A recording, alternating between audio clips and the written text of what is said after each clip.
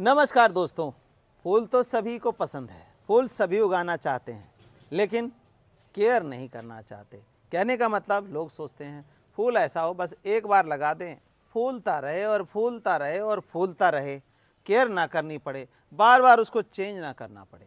तो मैं आज आपके लिए ऐसे ही लेकर के आया हूँ।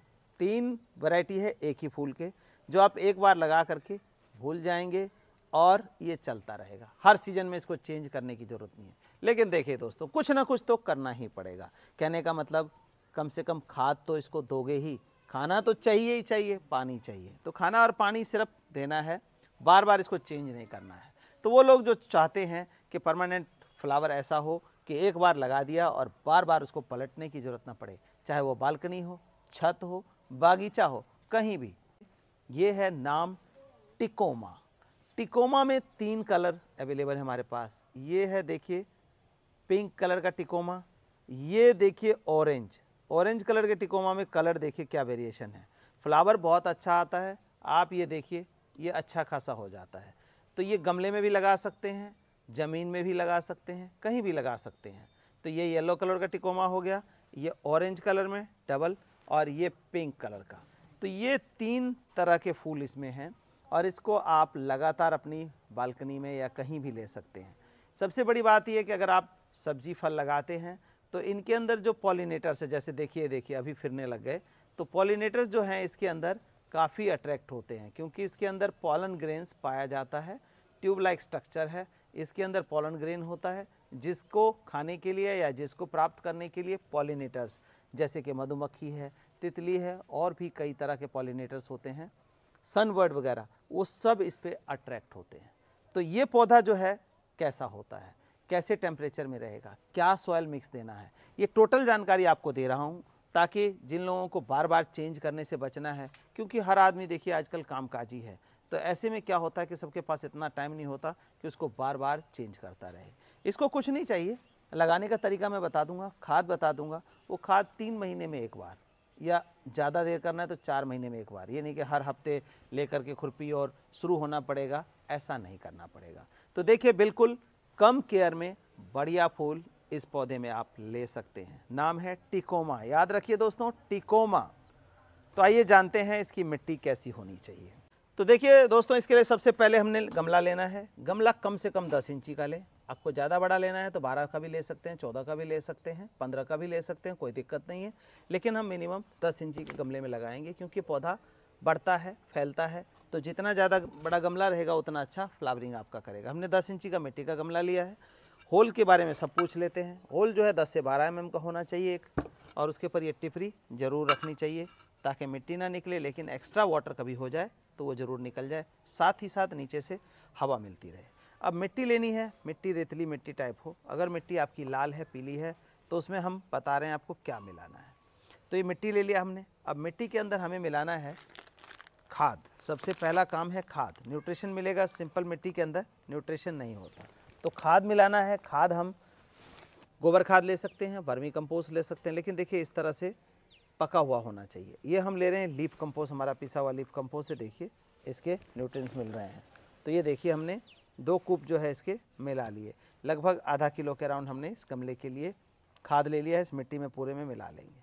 अगर मिट्टी आपकी हल्की नहीं है, लाल मिट्टी है, काली मिट्टी है, तो ये देखिए हम क्या करेंगे, इसको लूज़ करने के लिए ये हार्डनेस के अकॉर्डिंग मिला सकते हैं। ये ज़्यादा नहीं है, 200 ग्राम के आसपास होगा, 100-200 ग्राम ही होगा, बहुत हल्का होता है वेट में। और थोड़ी सी मिला लेंगे हम नीम खली। ये देखिए नीम खली ये मिला दिया हमने। अब जो सबसे ज़रूरी चीज़ है, जो कैल्शियम फास्फोरस जिंक, जो इसकी स्ट्रेंथ को देखिए, इतना फूल होल्ड करना है और इस तरह से किया हुआ है, तो हम क्या करेंगे, इसमें ये कैल्शियम फास्फोरस जिंक का सोर्स जो है ये मिला देंगे। अब इस मिट्टी को हमने क्या करना है, मिक्स कर लेना है। मिक्सिंग करने के लिए प्रॉपर मिक्सिंग करिए। ये देखिए कहीं ज़्यादा कहीं कम ना रह जाए। तो इसको हमने प्रॉपर मिक्सिंग कर लेनी है इस तरह से। तो दोस्तों ये देखिए मिक्सिंग हो चुकी है हमारी, इस मिट्टी की बिल्कुल मिक्स हो चुका है और मिट्टी वेल ड्रेन है। ये देखिए इसमें भरेंगे अब हम, और इसको भरने के बाद पौधे को देखेंगे माप के कि कितना ऊंचाई पे आ रहा है पौधा, उस हिसाब से हम मिट्टी कम ज़्यादा कर सकते हैं। ये देखिए इतना ले लिया। अब ये पौधा उठाते हैं और ये देखिए इसको रख के देखते हैं। तो आई होप बिल्कुल सही पोजीशन पे है।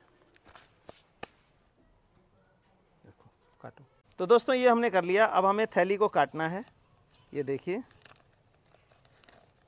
थैली को काट करके और इसको पौधे को निकाल लेंगे। इसको तो हमने ऐसे निकाल लिया और पौधे को लगाना है। अब देखिए इसमें रूट जो है काफ़ी आ रही हैं।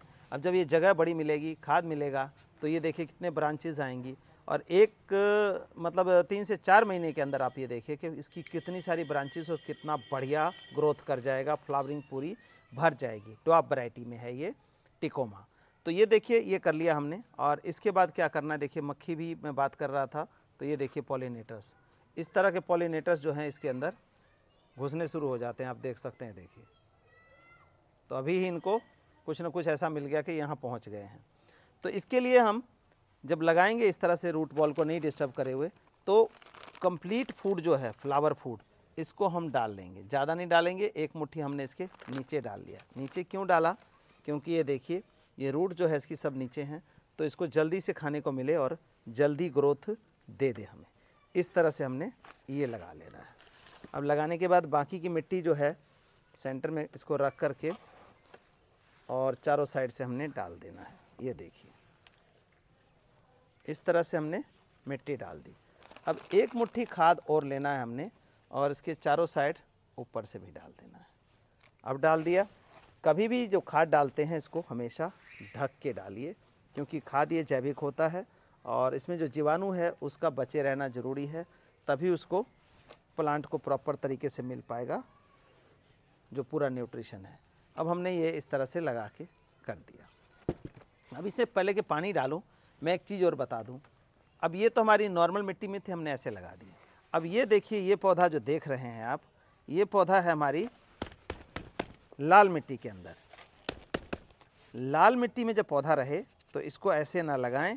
इस मिट्टी को हम क्या करेंगे, निकाल लेंगे। ज़बरदस्ती नहीं निकालेंगे, इसको निकाल के गमले को ही पानी में टिप कर देंगे और थोड़ी देर में आप देखेंगे कि ये जो मिट्टी है बिल्कुल छोड़ देगी, माटी जो पानी में घुल जाएगा और फिर इस पौधे को हम लगा लेंगे।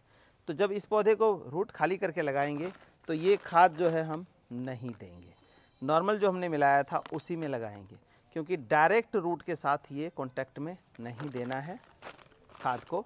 तो फिर कब डालेंगे, जब 1 महीना हो जाए लगाए हुए को, तब हम इसमें ये वाला जो फ्लावर फूड डालेंगे। और इसी फ्लावर फूड की बात करता हूँ मैं, 3 महीने में एक बार गमले में डालिए 2 से 3 मुट्ठी और फ्लावरिंग आपकी होती रहेगी। तो 3 महीने में एक बार तो आप समय निकाल ही सकते हैं, कभी ना कभी निकल ही जाता है। तो ऐसे में निकाल करके कम केयरिंग में और आपका फ्लावरिंग जो है होती रहेगी लगातार। अब हम इसमें डालेंगे पानी। कितना पानी डालना है, अब हम 10 इंची गमले में लगभग 1 लीटर पानी जो है डालेंगे और आप देखेंगे वेल ड्रेन सॉइल जो है कैसे काम करती है। ये देखिए जितना हमने जगह खाली छोड़ा था उतना ही पानी डाल दिया। अब ये सीप करता है, इसके दौरान मैं इसकी चीज़ें बताता हूँ। एक तो जब इसकी मिट्टी खाली करके लगाएंगे तो आपने क्या करना है, पौधे को लगा करके 5 से 7 दिन छाया में रखना है, डायरेक्ट सनलाइट में नहीं रखना है। जैसे धूप आजकल तेज़ पड़ रही है तो उस धूप में नहीं रखना है, छाया में रखना है। इसके बाद धीरे धीरे 1 घंटे 2 घंटे की धूप करके फिर आप प्रॉपर ले आ सकते हैं।